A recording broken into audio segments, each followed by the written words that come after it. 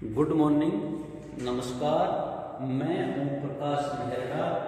आज आपको BA part first राजनीति विज्ञान पेपर राजनीति विज्ञान के मूल आधार शीर्षक एकात्मक तथा संघात्मक शासन पढ़ना है। एकात्मक तथा संघात्मक शासन ये हमारा पूर्व में टॉपिक चल रहा था। इससे पहले वाला टॉपिक था संस्थात्मक तथा अध्यक्षात्मक। संस्थात्मक तथा अध्यक्षात्मक। संस्थात्मक तथा अध्यक्षात्मक प्रणाली। हमने एकात्मक तथा संघात्मक से पूर्व जो अध्ययन किया था, एकात्मक संस्थात्मक तथा अध्यक्षात्मक प्रणाली। संस्थात्मक तथा अध्यक्षात्मक प्रणाली ये हमारी शासन तंत्र की प्रणाली है। हम इस टॉपिक से पहले एकात्मक तथा संघात्मक से संस्थात्मक तथा अध्यक्षात्मक शासन प्रणाली का जो टॉपिक है उसमें हमारा एक अंतिम टॉपिक रह गया था। वह टॉपिक था भारत के लिए उपयुक्त व्यवस्था। वह हमारा टॉपिक था भारत के लिए उपयुक्त व्यवस्था। कौन सी व्यवस्था?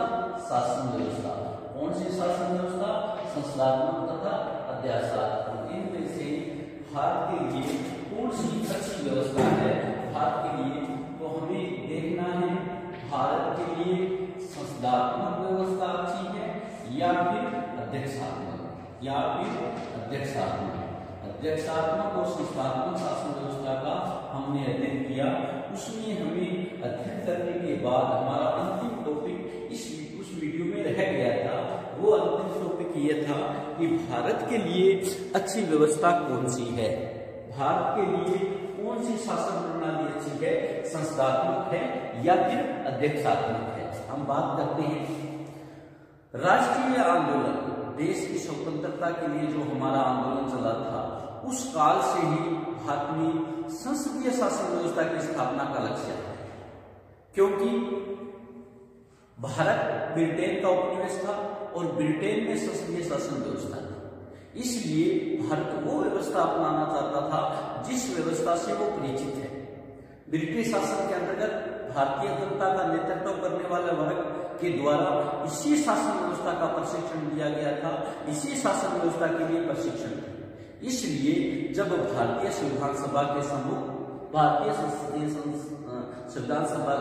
शासन की दो प्रणालियों पर चर्चा की गई, संस्थात्मक तथा अध्यक्षात्मक। दोनों में से एक व्यवस्था को अपनाने का प्रश्न चिन्ह उपस्थित हुआ। एक व्यवस्था को अपनाने की बात हुई जो लगभग सर्वसम्मति से संविधान सभा के 296 के 96 सदस्यों ने सर्वसम्मति से संस्थात्मक शासन व्यवस्था को अपनाने का निश्चय किया। चतुर्थ आम चुनाव तक अर्थात 1967 तक चतुर्थ आम चुनाव तक संस्थात्मक व्यवस्था सामान्यतः संतोषजनक समझा जाता है। सामान्यतः अच्छी व्यवस्था समझी। लेकिन चौथे आम चुनाव के बाद भारतीय राजनीति में एक नया मोड़ प्रदान किया। चुनाव के बाद भारतीय संघ के अनेक राज्यों में राजनीतिक अस्थिरता तथा कमजोर शासन एक चिंताजनक दौर प्रारंभ हो गया। व्यवहार में ये देखा गया कि मुख्यमंत्री की समस्त शक्तियों अपने राजनीतिक दल के आंतरिक विवादों तथा शासन के भागीदार दल, जो मिलीजुली सरकार हमने पढ़ा था उसमें शासन के भागीदार दलों के पार्श्विक विवादों को सुलझाने की चेष्टा में व्यय हो जाता है। मुख्यमंत्री अपनी जो शक्ति है उनका अधिकतर प्रयोग अपने दल तथा जो भागीदार दल है उनके मामलों में सलटाने में व्यतीत हो जाता है। इसे शासन की उत्तमता श्रेष्ठता की ओर ध्यान देने का अवसर नहीं मिलता। ऐसे भी अनेक व्यक्तियों द्वारा इस बात का प्रतिपादन किया गया कि राजनीतिक स्थिरता प्रशासनिक कुशलता की दृष्टि से भारतीय शासन व्यवस्था में संस्थात्मक की जगह अध्यक्षात्मक व्यवस्था को अपनाया जाना चाहिए। लेकिन समस्त स्थिति पर विचार करने पर यह स्थिति स्पष्ट हो जाती है कि अध्यक्षात्मक शासन प्रणाली यदि भारतीय राजनीति के कुछ समस्याओं को हल करेगी तो कुछ नई नई समस्याएं उत्पन्न कर देगी। इसलिए भारत में संस्थात्मक शासन व्यवस्था भी उपयुक्त है। भारत में कौन सी व्यवस्था उपयुक्त है? संस्थात्मक शासन व्यवस्था। संस्थात्मक शासन व्यवस्था क्यों उपयुक्त है, क्यों अच्छी है, इसका हम कुछ टॉपिकों में अध्ययन करेंगे। प्रथम ये कारण है, प्रथम जो कारण है वो प्रथम यह है कि भारत नव प्रजातंत्र देश है। भारत में नया प्रजातंत्र है, इसलिए जब भारत में नया नया प्रजातंत्र स्थापित किया गया है तो ऐसी स्थिति में, नव प्रजातंत्र की स्थिति में, नए प्रजातंत्र के परिणाम स्वरूप कार्यपालिका, नए प्रजातंत्र के परिणाम स्वरूप कार्यपालिका के प्रभावशाली साधन न हो, अगर नया प्रजातंत्र हो उसमें कार्यपालिका पर प्रभावशाली साधन न हो, ऐसा साधन न हो जो कार्यपालिका पर नियंत्रण कर सके, तो कार्यपालिका भ्रष्ट हो सकती है। इसलिए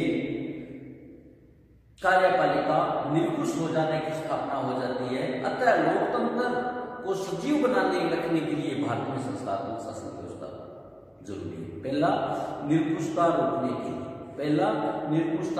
के लिए, दूसरा भारत जब नया प्रजातंत्र स्थापित है तो अनेक बार जनता से निर्णय नहीं कर पाती। चुनाव में शीघ्र नेतृत्व की आवश्यकता होती है। नेतृत्व में इस प्रकार का जो परिवर्तन है, जल्दी जो नेतृत्व में परिवर्तन है, वो सब संस्थात्मक शासन व्यवस्था में उपयोग है। तीसरा, भारत जैसे देश में व्यवस्थापिका और कार्यपालिका के बीच पारस्परिक सहयोग तथा समशासन का एक इकाई के रूप में कार्य करना बहुत अधिक आवश्यक होता है। इस स्थिति को संस्थात्मक शासन व्यवस्था में प्राप्त किया जा सकता है।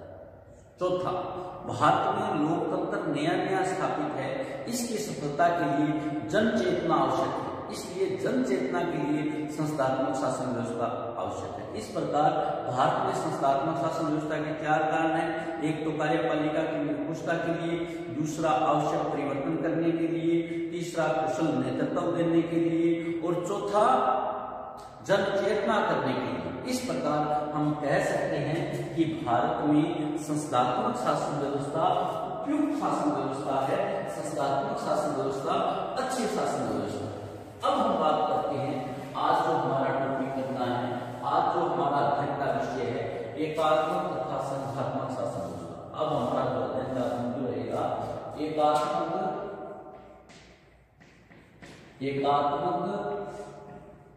तथा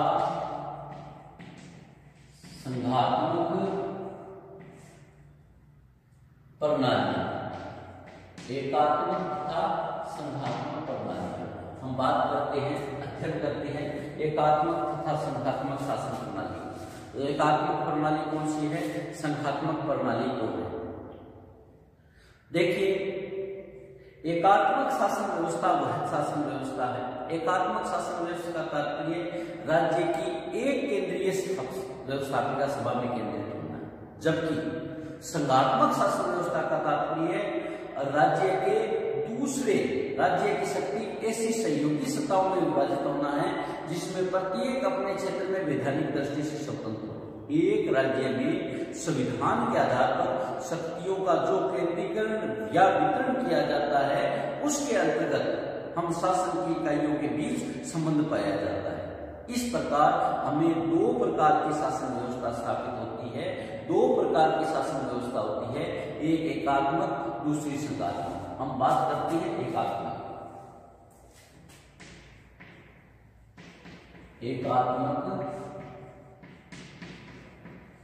शासन प्रणाली।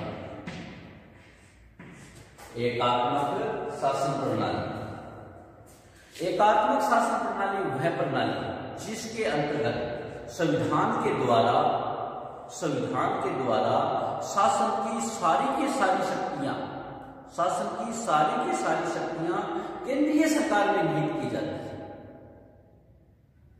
और स्थानीय सरकारों का अस्तित्व या शक्तियां केंद्रीय सरकार की इच्छा पर निर्भर करती है।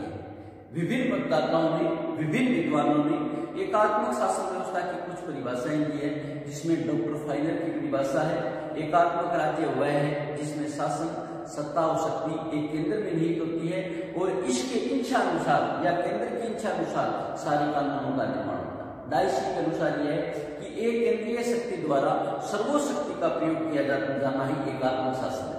गार्नर के अनुसार यह शासन की वह प्रणाली है जिसमें संविधान केंद्रीय शासन के एक अथवा एक से अधिक अंगों को पूरी तरह शक्तियां प्रदान कर देता है। इन्हीं द्वारा स्थानीय सरकारों की अपनी शक्ति को अपना अस्तित्व प्राप्त होता है।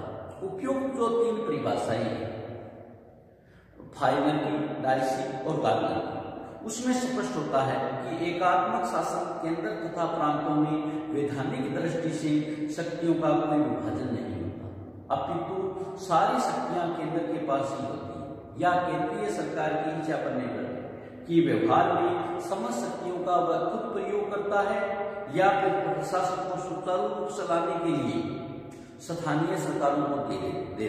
वर्तमान समय में England, Japan, Norway, Sweden, Belgium, Holland, France, Italy आदि राज्यों में एकात्मक शासन व्यवस्था है। आदि राज्यों में एकात्मक शासन व्यवस्था है। एकात्मक शासन व्यवस्था मतलब केंद्रीकरण की प्रवृत्ति, सारी शक्ति एक सरकार के पास। अब हमारा नेक्स्ट टॉपिक है एकात्मक शासन की व्याख्या के बाद एकात्मक शासन की विशेषता। एकात्मक शासन की विशेषता हमारा टॉपिक है एकात्मक शासन की विशेषता। कौन कौन सी विशेषताएं हैं? नंबर 1 है संविधान द्वारा शक्तियों का विभाजन नहीं। पहली विशेषता है संविधान द्वारा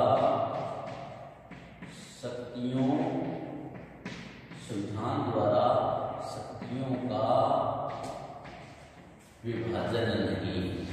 पहली जो हमारी शक्ति है संविधान द्वारा शक्तियों का विभाजन नहीं। एकात्मक शासन व्यवस्था में संविधान के अनुसार संपूर्ण राज शक्ति, संपूर्ण सरकार की शक्ति केंद्रीय सरकार में नहीं होती है। केंद्र तथा केंद्र की इकाइयों की सरकार में उनका कोई भी विभाजन नहीं होता, कोई भी प्रकार का विभाजन नहीं किया जाता। केंद्र सरकार संपूर्ण देश में सभी विषयों में सर्वोच्च होती है। इस सरकार द्वारा प्रत्येक प्रकार का कार्य किया जा सकता है। दूसरा, स्थानीय सरकारों की केंद्र पर निर्भरता। स्थानीय सरकारों की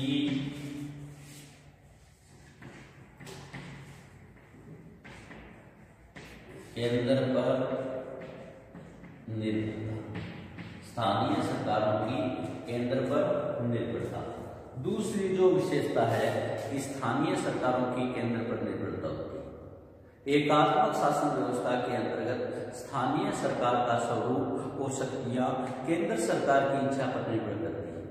प्रशासनिक सुविधा के लिए राज्यों को अनेक इकाइयों तथा प्रांतों में विभक्त किया जा सकता है, किंतु इन प्रांतीय सरकारों का संपूर्ण अस्तित्व केंद्रीय सरकार की इच्छा पर निर्भर करता है।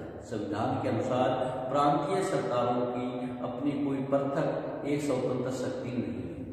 तीसरी जो विशेषता है एकहरी नागरिकता। एकल नागरिकता, एकहरी नागरिकता। तीसरी जो विशेषता है एकहरी नागरिकता। एकात्मक शासन प्रणाली वाले राज्यों में एकहरी नागरिकता की व्यवस्था होती है। यद्यपि एकहरी नागरिकता होने का तात्पर्य आवश्यक रूप से एकात्मक शासन नहीं होता। नेक्स्ट है एकात्मक शासन के गुण। नेक्स्ट है हमारा एकात्मक शासन के गुण। एकात्मक शासन के गुण क्या है, विशेषताओं के बाद इनकी बात करते हैं। सबसे बड़ा गुण प्रशासन में एकता, क्योंकि एक व्यक्ति के पास, एक सरकार के पास शासन होने से प्रशासन में एकता, इसके कारण प्रशासन में एकता रहती है। प्रशासन एकतापूर्ण कार्य करता है। एकात्मक शासन व्यवस्था के अंतर्गत संपूर्ण राज्य में एक प्रकार के कानून होते हैं और इन सभी कानूनों के केंद्रीय सरकार के निर्देशों के अंतर्गत कार्य रूप में परिणत किया जाता है। परिणाम संपूर्ण राज्य में प्रशासन की एकरूपता बनी रहती है। इस शासन में प्रशासनिक एकरूपता के साथ साथ नीति संबंधी एकरूपता भी बनी रहती है। प्रशासन से संबंधित सभी विषयों के संबंध में नीति निर्धारण केंद्रीय शासन द्वारा ही किया जाता है। अतः स्वाभाविक रूप से नीति निर्धारण संबंधी एक रूपता आज आ सकती है, जो कि राज्य की उन्नति और कुशल प्रशासन के लिए अत्यंत आवश्यक है। नंबर 2, प्रशासनिक शक्ति संपन्नता। दूसरा गुण है प्रशासनिक शक्ति संपन्नता। प्रशासनिक शक्ति संपन्नता। प्रशासनिक शक्ति संपन्नता। केंद्रीय शासन के हाथ में संपूर्ण शक्ति निहित होने के कारण केंद्रीय सरकार जनता के हितों के दृष्टि में रखकर सभी प्रकार से सभी कार्यों के संबंध में ठीक प्रकार से तथा दृढ़ता के साथ कार्य कर सकती है। इस शासन व्यवस्था में शक्ति का केंद्रीकरण होने के कारण प्रशासन का संपूर्ण उत्तरदायित्व केंद्रीय सरकार का हो जाता है। केंद्रीय सरकार के सबल होने, उत्तरदायित्व में निश्चित होने के कारण प्रशासन में कुशलता आ जाती है। तीसरी जो गुण है विदेशी संबंधों का कुशलतापूर्वक संचालन। वैदेशिक संबंधों का कुशलता पूर्वक संचालन। तीसरा जो गुण है एकात्मक शासन व्यवस्था का विदेशी संबंधों का कुशलतापूर्वक संचालन। वर्तमान समय में प्रत्येक सरकार का एक अनिवार्य कार्य है कि वो विदेशों से संबंध कैसे है उनका संचालन करे। इन संबंधों का ठीक संचालन, इन संबंधों का अच्छा संचालन एकात्मक शासन द्वारा ही ठीक प्रकार से किया जा सकता है। सभी विषयों के बारे में केंद्रीय सरकार को पूर्ण अधिकार प्राप्त होने के कारण विदेशी संबंधों का संचालन भी ठीक प्रकार से किया जा सकता है। चौथा है संकट काल के लिए उपयोग। चौथा जो गुण है एकात्मक का संकट काल के लिए उपयोग। ये शासन प्रणाली हमारी संकट काल के लिए उपयोग, संकट काल के लिए ठीक, युद्ध, आर्थिक संकट, अन्य प्रकार की असाधारण परिस्थितियों में शीघ्रतापूर्वक निर्णय करने, उन्हें गुप्त रखने और शीघ्र उन्हें कार्य रूप में परिणत करने की आवश्यकता होती है। इस प्रकार से शीघ्रतापूर्वक कार्य केवल एकात्मक शासन द्वारा ही किया जा सकता है, जिसके अंतर्गत शक्ति का केंद्रीकरण होता है। इसी बात को दृष्टि में रखकर भारतीय संविधान के अंतर्गत संकट काल के समय भारतीय शासन व्यवस्था को संघात्मक से एकात्मक में परिवर्तन करने की व्यवस्था है। नंबर 5 संगठन की सरलता। संगठन की सरलता। एकात्मक शासन व्यवस्था का महत्वपूर्ण गुण है संगठन की सरलता। संगठन की दृष्टि से एकात्मक शासन व्यवस्था बहुत सरल होती है। इसके अतिरिक्त इस संगठन में पर्याप्त परिवर्तनशीलता भी रहती है। केंद्रीय सरकार आवश्यकता अनुसार शासन में किसी भी प्रकार का परिवर्तन कर सकती है। नंबर 6 राष्ट्रीय एकता।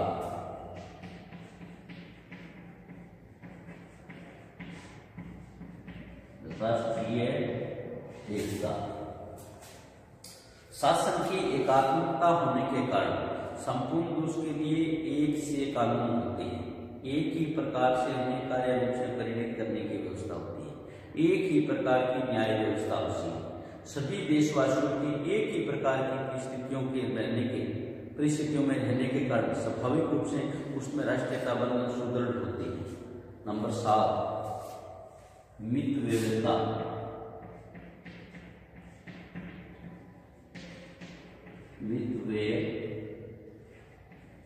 मितव्ययिता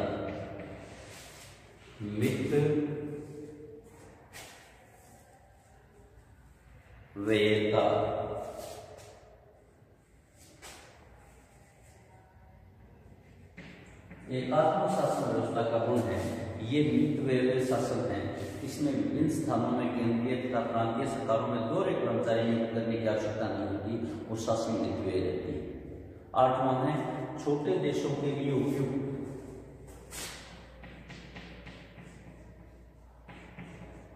छोटे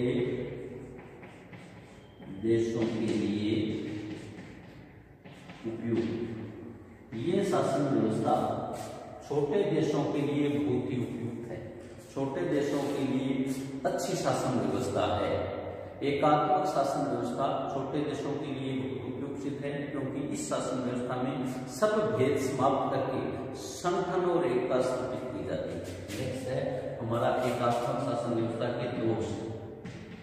एकात्मक शासन व्यवस्था प्रणाली के दोष, हानि, नुकसान। एक ही बात, दोष, हानि, नुकसान। कौन कौन से दोष है? नंबर 1 है केंद्रीय सरकार के निरंकुश होने का भय। नंबर 1 है केंद्रीय सरकार के निरंकुश होने का भय। सबसे बड़ा एकात्मक शासन व्यवस्था का सबसे बड़ा दोष यह दोष है कि इस व्यवस्था में केंद्रीय सरकार के निरंकुश होने की संभावना रहती है। केंद्रीय सरकार निरंकुश हो सकती है। एकात्मक शासन व्यवस्था में संपूर्ण शक्ति केंद्रीय सरकार में निहित होती है। अतः स्वाभाविक रूप से यह भय रहता है कि केंद्रीय सरकार शासन के सभी क्षेत्रों में मनमानी न करने लगे। व्यवहारिक अनुभव के आधार पर इसलिए कहा जा सकता है कि शक्तियों के केंद्रीकरण के परिणाम स्वरूप कम या अधिक रूप से निरंकुशता की प्रवृत्ति पनपती है। नंबर 2 राजनीतिक चेतना जागृत करने में असमर्थ। राजनीतिक चेतना जागृत करने में असमर्थ। राजनीतिक चेतना जागृत करने में असमर्थ। एकात्मक शासन व्यवस्था में राजनीतिक चेतना जागृत करने की गुण नहीं, क्योंकि हर वर्ग हर व्यक्ति को राजनीतिक होती है। प्रजातंत्रीय शासन व्यवस्था की सफलता इस बात पर निर्भर करती है कि वहां के नागरिक कितने जागृत हैं, वहां के नागरिक कितने राजनीति के प्रति जागृत हैं, कितने संवेदनशील हैं। प्रजातांत्रिक शासन व्यवस्था की सफलता नागरिकों की राजनीतिक चेतना पर निर्भर करती है, किंतु यह राजनीतिक चेतना एकात्मक शासन व्यवस्था में ठीक प्रकार से उत्पन्न नहीं होती। एकात्मक शासन व्यवस्था में एक ही मंत्रिमंडल और विधानमंडल होने तथा स्थानीय शासन की व्यवस्था भी अपेक्षाकृत कमजोर होने के कारण जनता को सार्वजनिक कार्यों के प्रति रुचि लेने, शासन में हाथ बटाने का पूर्ण अवसर नहीं मिलता। इसलिए जनता को सार्वजनिक कार्यों में रुचि कम हो जाती है और वह उदासीन होने लगती है। प्रशासन में भाग न लेने के अवसर के कारण जनता का राजनीतिक प्रशिक्षण नहीं मिलता। नंबर 3 असक्षम और अकुशल शासन।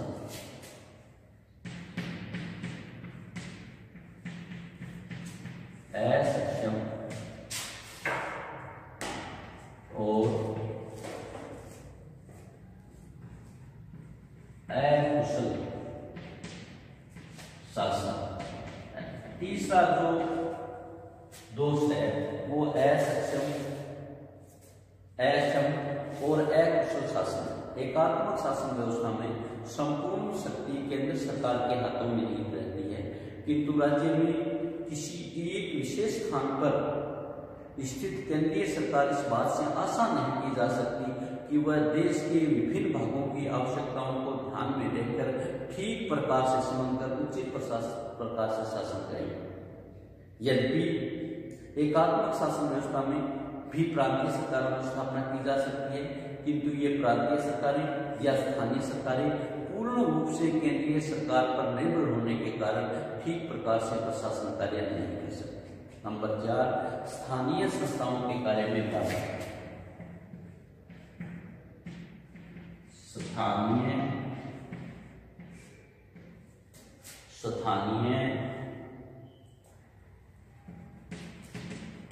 संस्थाओं के कार्य में बाधा। स्थानीय संस्थाओं के कार्य में बाधा। यह महत्वपूर्ण बात है कि स्थानीय संस्थाओं की सफलता के लिए इन संस्थाओं के पास पर्याप्त शक्ति तथा आय के पर्याप्त स्रोत होने चाहिए, तभी स्थानीय संस्थाएं ठीक प्रकार से कार्य कर सकती हैं। यद्यपि एकात्मक शासन व्यवस्था वाले देशों में स्थानीय शासन संस्थाएं होती हैं, लेकिन केंद्रीय सरकार का नियंत्रण बहुत अधिक होने के कारण ये संस्थाएं ठीक प्रकार से कार्य नहीं कर पाती। नंबर 5, नौकरशाही का शासन। नौकरशाही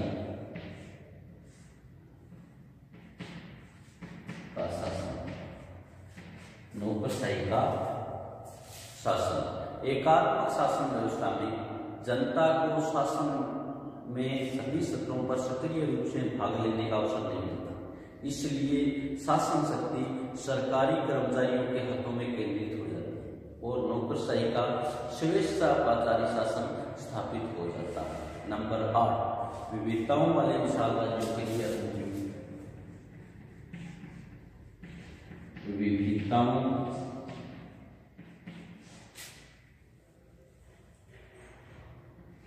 वाले राज्यों के लिए अनुपयुक्त। यह शासन व्यवस्था, जैसे भारत की बात करते हैं विविधता में एकता, ऐसे शासन व्यवस्थाओं के लिए अनुपयुक्त है। छोटे राज्यों में एकात्मक शासन भले ही ठीक हो, जहां एक प्रकार के शासन लोग हैं, एक प्रकार की शासन व्यवस्था है, लेकिन बड़ क्षेत्रफल तथा जनसंख्या की दृष्टि से बड़े राज्य जहाँ अलग अलग धर्मों के लोग हैं, अलग अलग भाषाओं के लोग हैं, अलग अलग राष्ट्रीय संस्कृति है, अलग अलग भाषा है, वहाँ एकात्मक शासन के आधार पर कार्य नहीं किया जा सकता। इस प्रकार विविधता वाले विशाल राज्यों में संघात्मक शासन व्यवस्था ही उपयुक्त है। इस प्रकार हम आज एकात्मक तथा संघात्मक शासन व्यवस्था में एकात्मक शासन व्यवस्था की बात, एकात्मक शासन व्यवस्था की बात की। एकात्मक शासन व्यवस्था की विशेषताएं हैं। एकात्मक शासन व्यवस्था की 3 विशेषताएं हैं। संविधान द्वारा शक्तियों का विभाजन नहीं, स्थानीय सरकारों की केंद्र पर निर्भरता और इकाईता। फिर हमारा था एकात्मक शासन व्यवस्था के गुणों की बात करते हैं। 8 गुण हैं।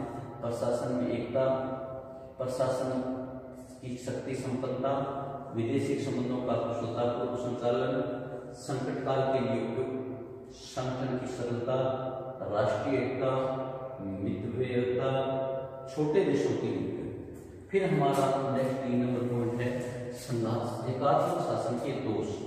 केंद्रीय सरकार के नेतृत्व होने का भय रहता है, राजनीतिक चेतना जागृत करने में असमर्थ रहती है, अक्षम और अकुशल शासन है, स्थानीय संस्थाओं द्वारा कार्य बाधा आती है, नौकरशाही का शासन किया जाता है और विभिन्नताओं वाले राज्यों के लिए। इस प्रकार हमने एकात्मक शासन व्यवस्था के लिए एकात्मक शासन व्यवस्था की परिभाषाओं को समझा, एकात्मक शासन व्यवस्था की विशेषताओं को समझा, एकात्मक शासन व्यवस्था के गुणों को देखा और एकात्मक शासन व्यवस्था के दोषों की अध्ययन किया। इस प्रकार हमने 1, 2, 3 और 4 टॉपिकों में हमने एकात्मक शासन व्यवस्था का आज अध्ययन किया। कल का जो हमारा टॉपिक रहेगा वो संघात्मक शासन व्यवस्था रहेगा। तब तक कोविड-19 के नियमों का पालन करते हुए पढ़ाई करते रहिए। जल्दी ही आपके महाविद्यालय खुलने की संभावनाएं हैं, इसलिए कोविड-19 के नियमों का पालन करते हुए महाविद्यालय में आए, अपने गार्जियंस का सहमति पत्र, साथ लेके आए, अपनी यूनिफॉर्म कंप्लीट करा ले। जब भी 1 या 2 दिनों में आपके महाविद्यालय खुलने की संभावना है तो कोविड-19 के समस्त नियमों का पालन करते हुए महाविद्यालय में प्रवेश करें। थैंक यू, धन्यवाद।